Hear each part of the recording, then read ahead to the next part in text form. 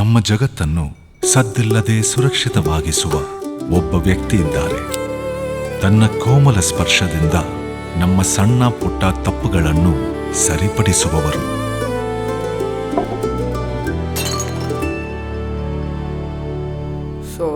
ನಮಗೆ ಪ್ರೀತಿ ರಕ್ಷಣೆ ನೀಡಿ ನಮ್ಮ ಪಕ್ಕಬಲವಾಗಿರುವವರು.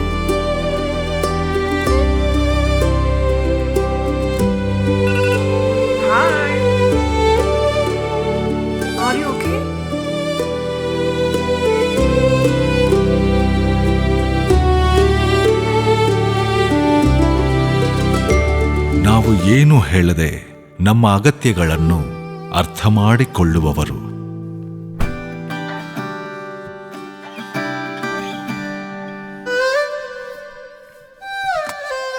ನಮ್ಮ ಮೊದಲ ಸೇಫ್ ಡೆಪಾಸಿಟ್ ಲಾಕರ್.